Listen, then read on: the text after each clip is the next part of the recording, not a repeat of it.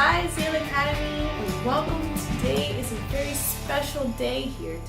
It's Good Friday. Do you have any idea why we call it Good Friday? Because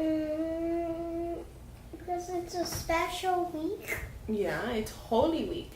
But it's Good Friday because even though Jesus, this was a day that Jesus died on the cross, it was a good thing that he died on the cross for us. And that's why it's called Good Friday.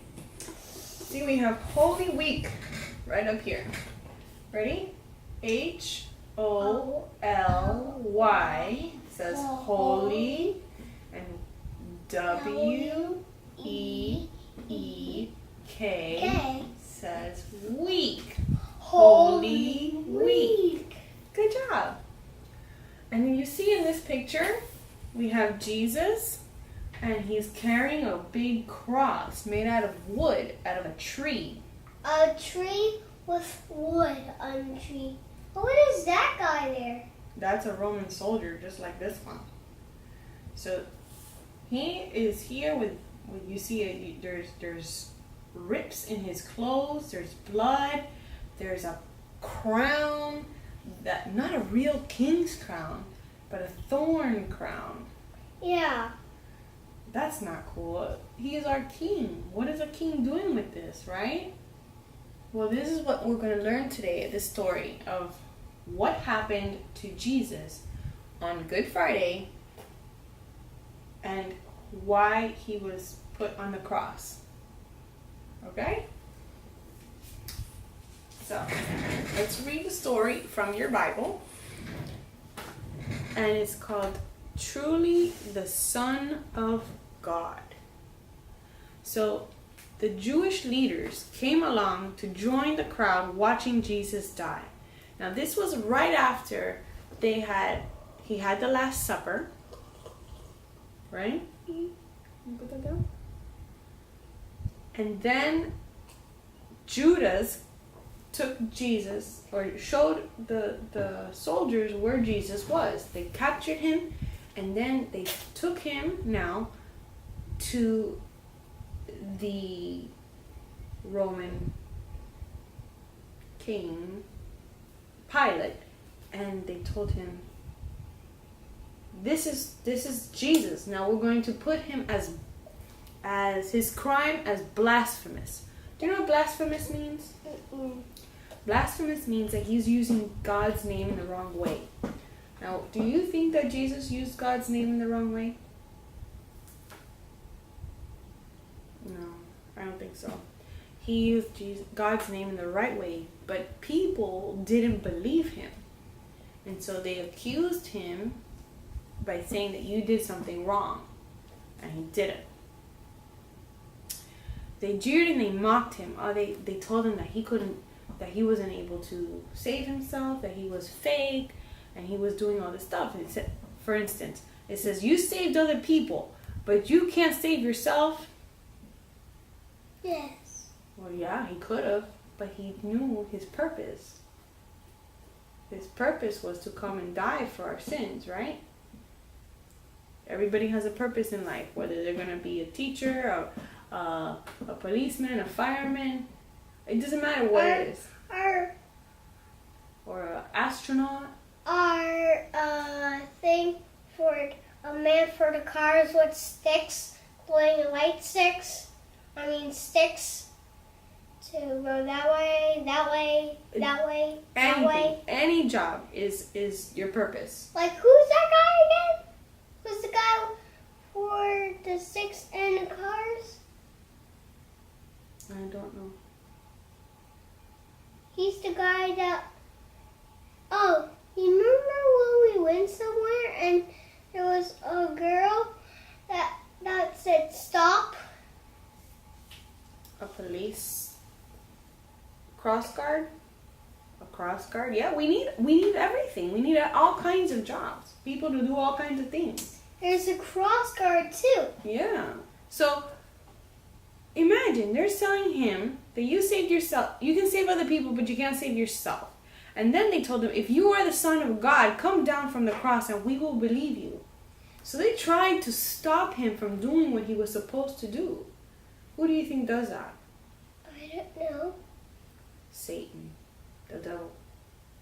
He tries to stop you from being like God, from being like Jesus, from doing the things that you're supposed to. The devil. The bad one. The villain of the world. You know, we have Jesus as the superhero, and then we have Satan as the bad villain. And he tries to make you do things that you're not supposed to, and he tries to stop you from doing the things that you're supposed to do. So, one of the robbers, see, he was hung on the cross next to a robber. And no, behind a robber. Well, there were a little bit behind him. One was on his right and one was on his left. And he was... Oh, you're right. There's a robber right there. Yeah. And he was put next to these people that did bad things, but yet he didn't do anything bad. And you know, on top of the cross, it says what you did in order to be crucified. And you know what his was? Mm-hmm. It said the King of the Jews. Because he was saying that he was the King of the Jews. That was the bad thing that he did. In the Roman soldier's eyes. Does that make sense to you? Mm-mm. No. And look, we're going to show you. This is a regular nail. That we already used in the other video. This is a regular nail. And this is pinchy.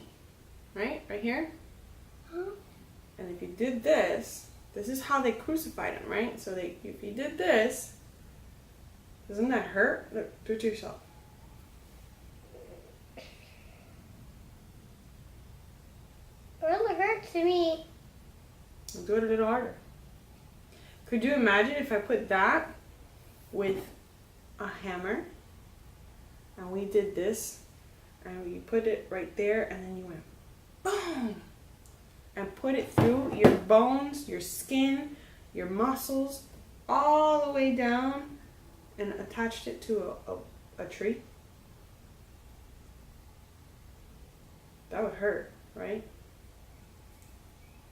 Could now, what they used back then were nails this big. That's bigger than this. Exactly. It goes through your hand. And then... If you would do this, it goes still through your hand? Well, I mean, you have to hammer it in. And that's what they did. They got a big hammer and they went boom! And they hammered it into his hand, into his other hand. And then they put his 2 feet together. And then they did it all through both feet, one and the other. A big nail. And then they said, well, if you're the king, then you need a crown. And they put a crown of thorns on his head, which is like this. I got this from a rose bush. These are tiny little thorns. Okay? But they still give you the idea of what it could be like. So if you got tiny little thorns, you want to touch it? You see how pinchy that is? That could really hurt, right? If you did it hard. Now imagine thorns just like this, but this big. So you got thorns this big, and you're going to put this on your head. So if you just did this and touched your head with this, kind of pinchy, doesn't it? Try it. Hey, you want to see this? Now I'm not scared. Am I touching it? Did you touch it? Do you see how pinchy it was? Now, imagine that with thorns this big going through your head, all over your head. And they put that, they went, boom! And you think, oh no, that hurts. It ripped his skin, it got into his skull. And then they took, not only did they do the thorns, and not only did they do the nails on the cross, but then they got a big long rope with thorns at the end of it. and they went, whah, whah, and they whipped him. And they took off his skin and muscles. Could you imagine somebody whipping you like that? I can see his bones. Yeah, because they ripped off. And I don't see his skin, I only see his body. Well, they ripped off chunks of his skin at the time while they were whipping him. All of this, and then he had to carry, just like he did here, he carried the cross all the way up through the city, all the way up to this mountain. And then what were they going to do? And that's where they put the nails in his hands and his feet. And they crucified him. Can you believe that? How horrible? Yeah, and they also have swords and this is a spear. This is a spear. no, it looks like an arrow. It does, but it's kind of like the end of the sword on a big long stick, so that you can reach really high. Because when you put a person on the cross, which was really, really high, they needed, look how right here, I don't think you can see, but you can look right here, they had to use the spear to make sure that they were dead. So they got the spear and they put it in the ribs of Jesus to make sure that he was really dead when he died. Watch. Let's read the story and we'll see what happens. Okay? So one of the robbers hanging on the cross next to Jesus muttered, "If you are the Son of God, why don't you save all of us?" Right? You know. But the other robber silenced him by saying, "Be quiet. We are guilty and deserve to die, but this man," he was pointing to Jesus, said, "is innocent." Then the robber said, "Please remember me, Jesus, when you come again as king." Because he heard that Jesus was going to die on the cross, and then he was going to come back 3 days later as risen from the dead as king.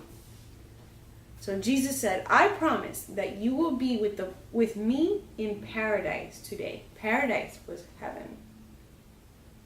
His soul was going to leave his body when his body died and go with Jesus up to heaven, to paradise. Wouldn't you want that? At the foot of the cross, women are weeping for Jesus. Look, he looked down at Mary, his mom. "Look after my mother." Let's see this. You see?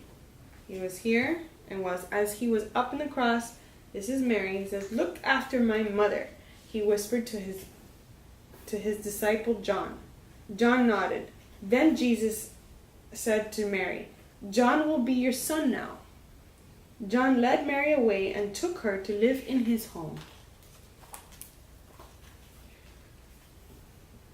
And then here's the interesting part.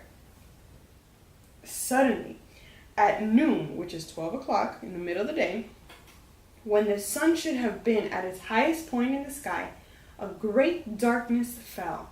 Well, how is that possible? Who's doing that? God. Exactly. The darkness lingered for 3 hours while Jesus suffered. He cried out, "My God, why have you left me?" Because he had to be separated, and he felt the separation between his dad, which is God, and him, because he had to die, his flesh had to die, so he had to separate from him. A little later he called out, "I'm thirsty." A soldier poured wine over a sponge and held it up on a stick to Jesus' lips so that the wine would moisten them. Can you imagine how hard your lips must have been? You know when you get chapstick, your lips get chapped and you need to put like chapstick on it to moisten it up? Imagine all that burning your lips right there. And he said, "I'm thirsty, please." And so someone went and got a sponge and put it up and gave him a drink with wine, just so he can moisten the lips. Wow. So at 3 o'clock, Jesus gave a terrible cry and said, "It is finished." Do you know why? Because he said, my job that I came on this earth to do is done. And then he died. A Roman soldier, hearing Jesus' last words, said, "This man was truly the Son of God." But Mama, where is his clothes? They took off his clothes.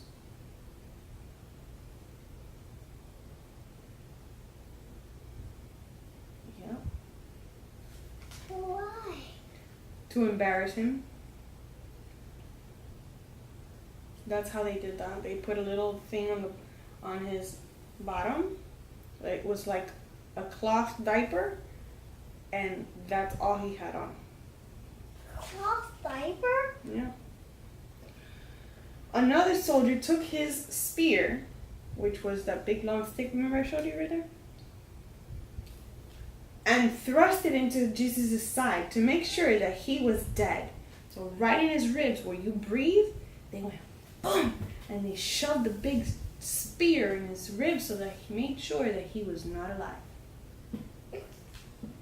Then, very gently, the soldiers lowered Jesus' body down from the cross. His suffering was over at last. Oh my. I know.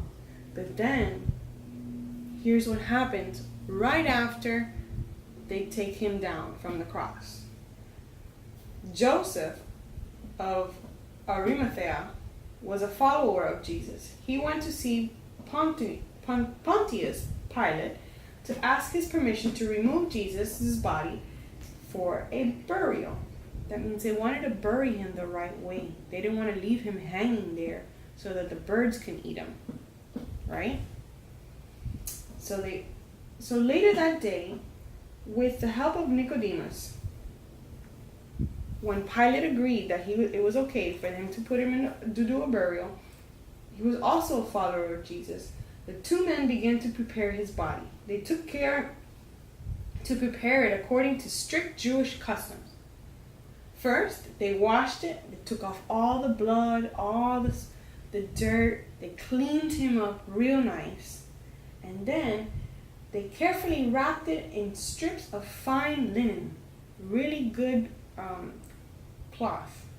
And they wrapped his body up, like healing the wounds. Are those good guys or bad guys? These are the good guys.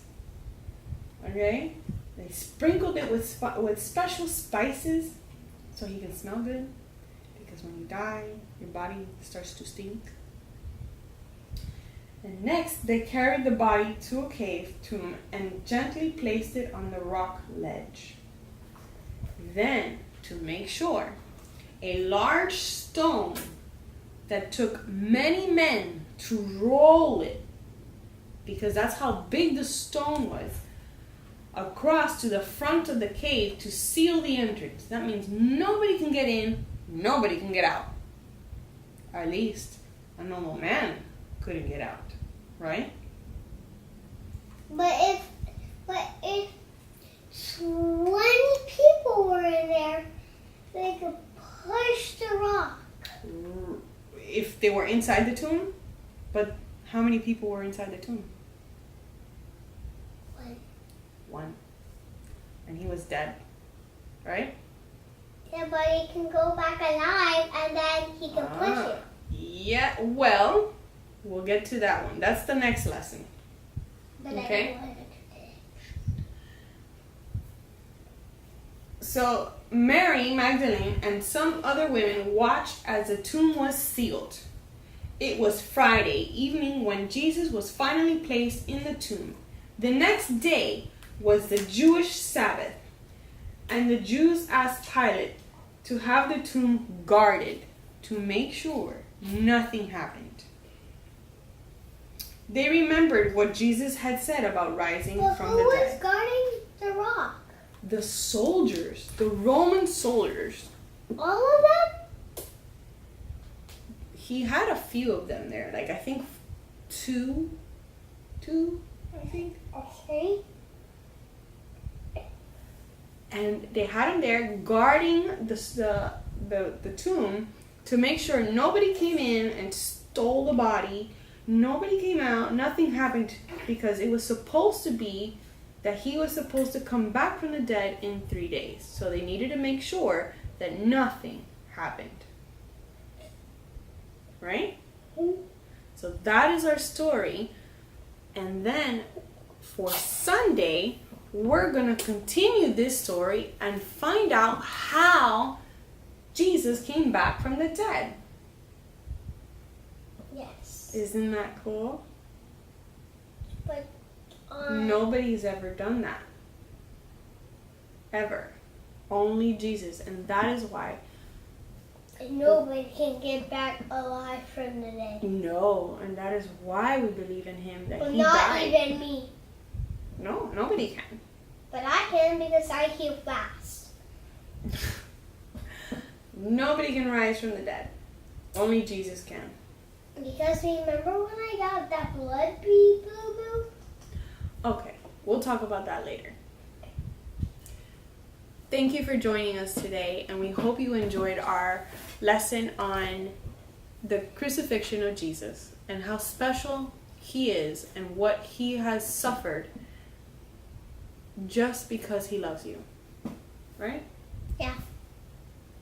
Have a great, wonderful Good Friday. God bless you. Bye-bye. Bye-bye.